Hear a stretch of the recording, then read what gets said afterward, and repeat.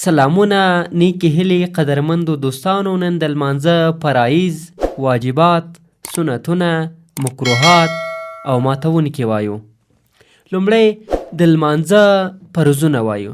په لمانځه کې ټول 14 فرایض دي یا 14 فرضونه دي. 8 له لمانځه څخه بهر د لمانځه فرضونه دي چې د لمانځه شرطونه ورته ویل کیږي، او 6 په لمانځه کې دننه فرضونه دي چې د لمانځه رکنونه ورته وایي. اول راځو د لمانځه شرطونه وایو. د لمانځه شرطونه 8 دي.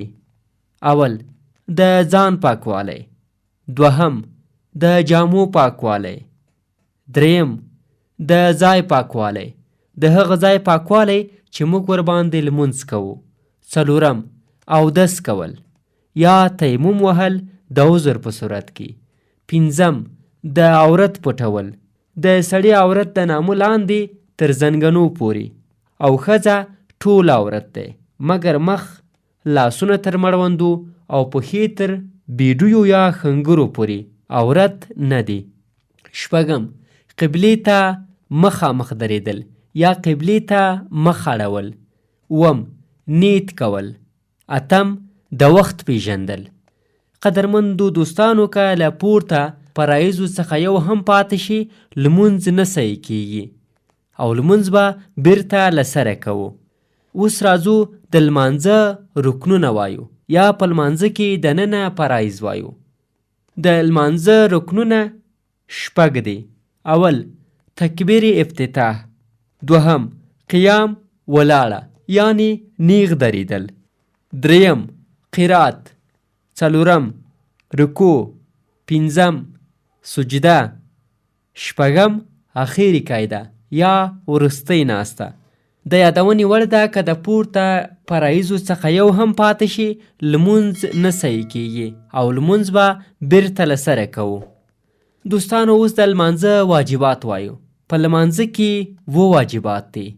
اول د الحمدلله لوستل، دوهم لومړۍ قاعده، دریم په وروستۍ قاعده کې تشهد لوستل، څلورم امام لپاره په جهري لمانځه کې په جهر لوستل، پنځم د خفیفه یعنی په پټه لوستلو په ځای کې په پټه لوستل د امام لپاره، شپږم ویترو کې دعای قنوت لوستل، اووم د رکنونو برابرول. قدرمندو دوستانو، که د پورته واجباتو څخه کوم شی په سهوه پاتې شي سجده سهوه لازمیږي. د لمانځه سنتونه. په لمانځه کې 14 سنتونه دي. اول د تکبیر تحریمي سره لاسونه غوږونو پورې اوچتول یا پورته کول، دوهم تر نامه لاندې ښی لاس په چپ لاس ایښودل، دریم سبحانه ویل، څلورم اعوذ بالله ویل، پنځم بسم الله ویل، شپږم امین ویل، اووم سمع الله لمن حمده ویل، اتم ربنا لک الحمد ویل، نهم د رکوع تسبیحات ویل یعنی سبحان ربی العظیم ویل، لسم د سجدې تسبیحات ویل یعنی سبحان ربی الاعلی ویل، یولسم اوله قاعده کې تشهد ویل، دولسم اخیرو رکاتو کې الحمدلله ویل، دیارلسم د تکبیر افتتاح نه غیر نور تکبیرونه ویل، څوارلسم سلام ګرځول. دوستانو، اوس د لمانځه مکروهات وایو. په 10 شیانو لمونځ مکروه کیږي.